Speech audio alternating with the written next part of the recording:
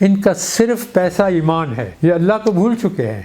جو لوگ اپنی ماں کو ٹی سی ایس تھرو بھیجے، ان کے جنازے کو مووی بنائی ہے جس میں بتایا کہ دنیا میں بڑی بڑی کرپشن کیسے ہوتی ہے۔ نواز شریف اور مریم اور اس کے شہباز شریف، ان کے سارے خاندان یہ بڑے نمایاں ہیں اس کے اندر۔ 2018 میں جب حکومت ملی ہے عمران خان کو، تو اس کی حالت وہی تھی جو کہ ہیروشیما ناگاساکی اور ڈریسڈن میں دوسری جنگ عظیم کے بعد ہوئی تھی۔ ایک گڑھا تھا، اس کو دوبارہ انہوں نے بنایا۔ ناظرین، آج سے کچھ دنوں پہلے ہم نے ایک سٹیٹمنٹ سنی جو بائیڈن کی طرف سے، جو امریکہ کے صدر جو بائیڈن کی طرف سے آئی تھی۔ انہوں نے کہا تھا کہ پاکستان جو ہے اپنی ایٹمی قوتوں کا غلط استعمال کر سکتا ہے۔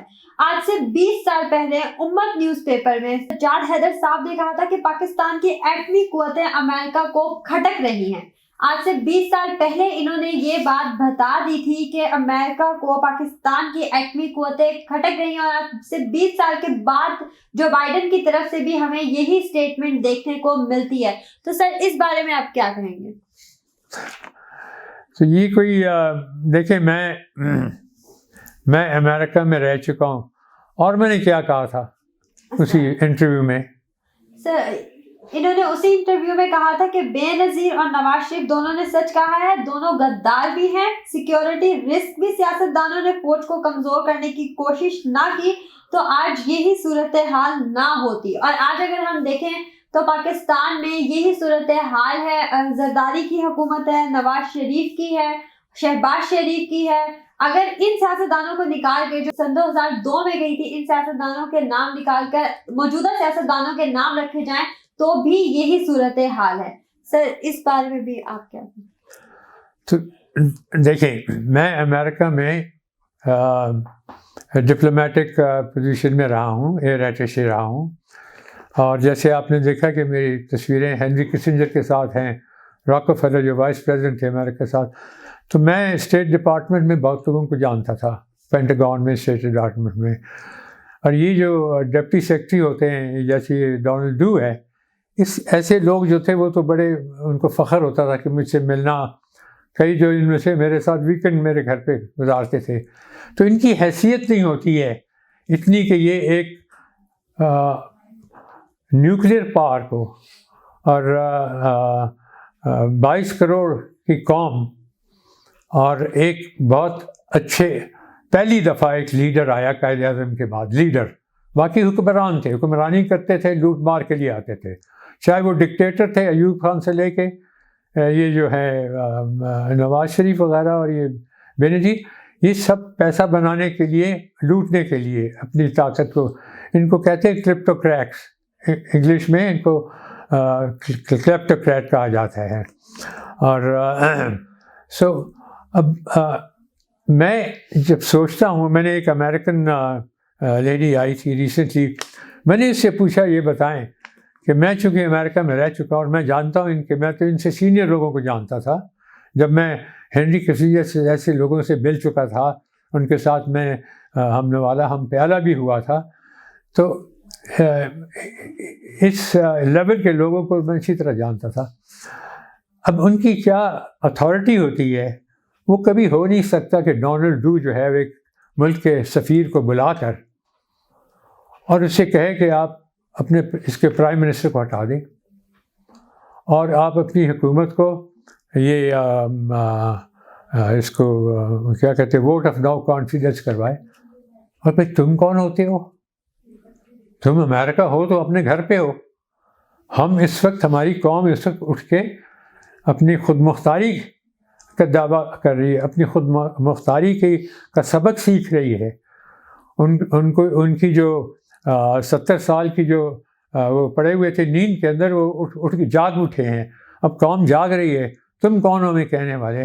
لیکن ایسا نہ ہوا، کیونکہ اس میں ہمارے اپنے لوگ جو تھے، جو یہ دل برداشتہ بڑے ہوئے تھے، جو خواہش نفس کے مریض تھے، انہوں نے مل کے ان کے ساتھ تو یہ اسکیم بنائی۔ تو یہ بات جو ہے میں جیسے بتا رہا تھا کہ ایک کسی کے ہاں اولاد پیدا نہیں ہوتی جب تک کہ اس میں بیج نہ ڈالا جائے۔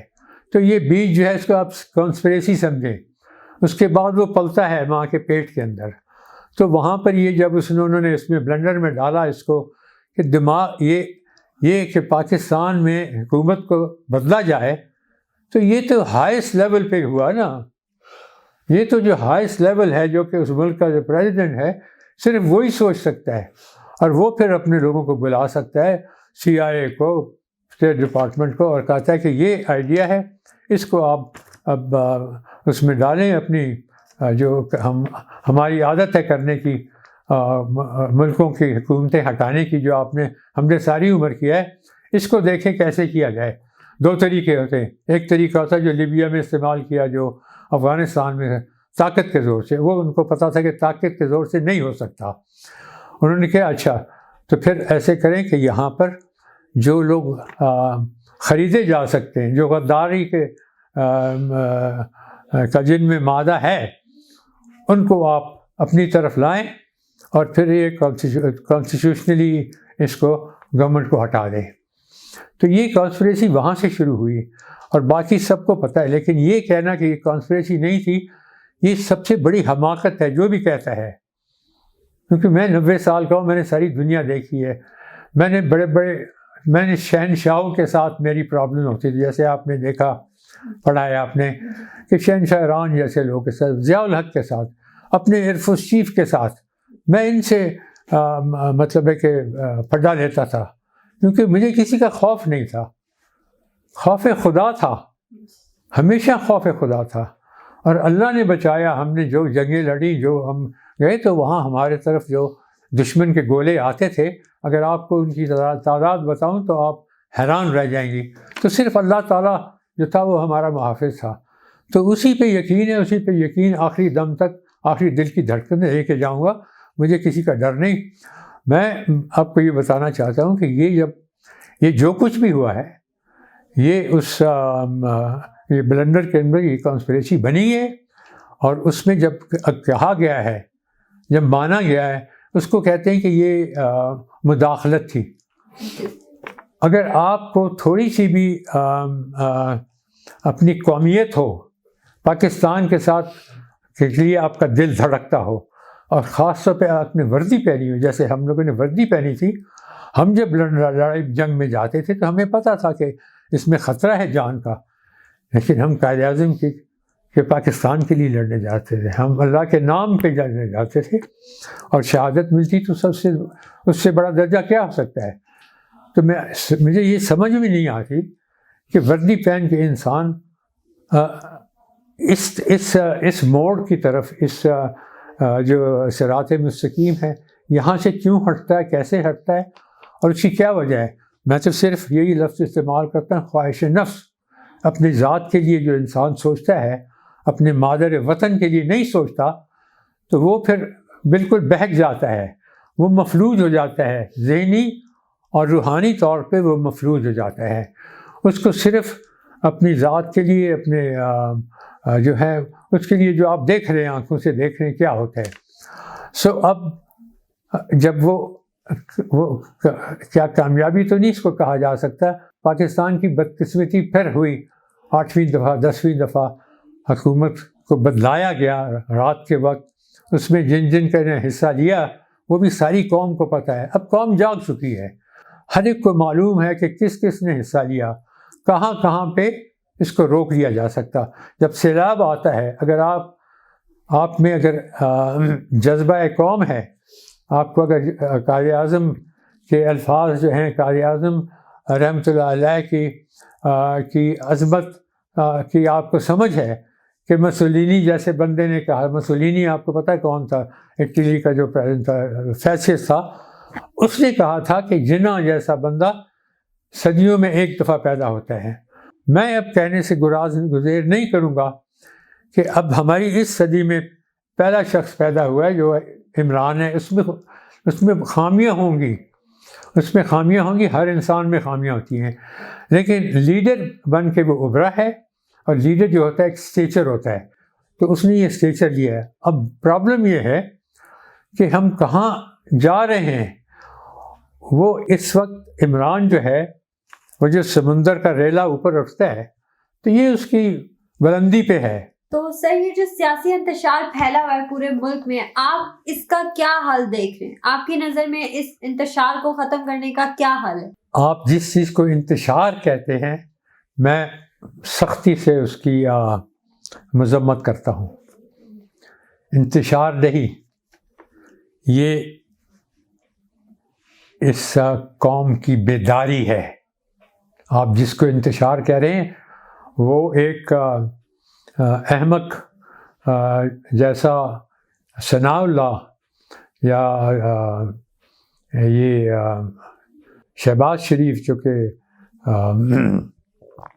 ایک درباری جو کہ امریکن چھوڑے کسی گورے کے سامنے لو، کیونکہ ان لوگوں کا پاکستان کے ساتھ کوئی تعلق نہیں ہے ماں سوائے لوٹنے کے، ماں سوائے مادر ملت کے گہنے چرا کے ان کو لے جا کے یہودیوں کے ہاتھ میں وہاں پر لنڈن میں چھپاتے ہیں. اور انگلینڈ جو ہے وہ ایک دنیا، ابھی ایک مووی آ رہی ہے بائی دا وے، یہ بڑی ضروری چیز ہے، اس کو ضرور دکھائیے گا، کہ ایک آ رہا ہے اس پہ نیٹ فلکس پہ جو ہے بیہائنڈ کلوز ڈور. یہ ایک مووی بنائی ہے جس میں بتایا کہ دنیا میں بڑی بڑی کرپشن کیسے ہوتی ہے، اور یہ ابھی آنے والی ہے.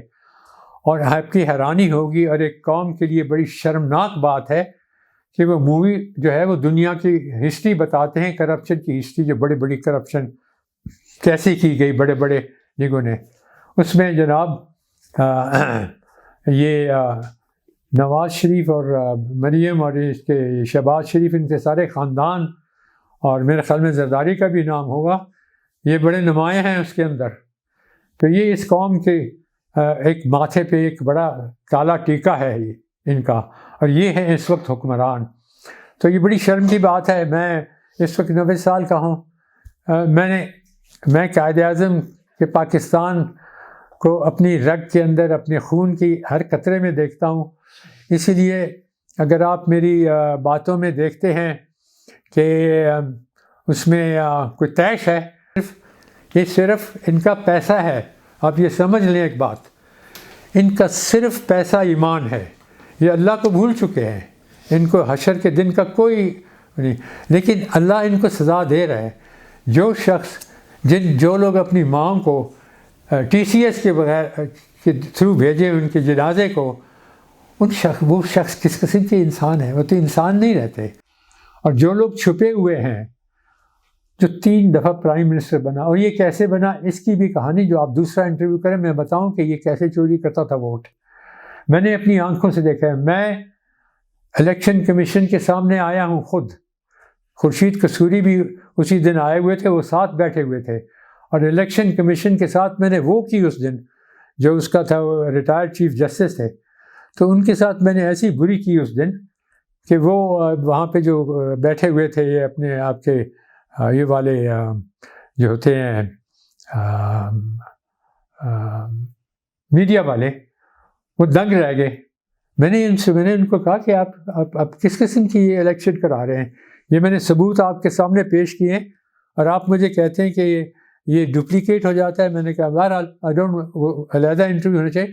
لیکن ان کا جو طریقہ ہے کرنے کا، اسی لیے تو یہ نہیں چاہتے کہ ووٹنگ مشین آئے. ووٹنگ مشین جو ہے وہ ان کے لیے ایک موت ہے، وہ ایک موت ہے ان کے لیے. لیکن پاکستانی قوم کے لیے وہ ایک بڑی ایک خوشخبری ہوگی، اور انشاءاللہ ضرور آئے گی. جی میرے ساتھ موجود تھے ایئر کمانڈر سید سجاد حیدر صاحب. بہت شکریہ سر، آپ نے مجھے ٹائم دیا. اسی طرح کی مزید انفارمیشن کے لیے میرے ساتھ رہیے گا. تب تک کے لیے اللہ حافظ.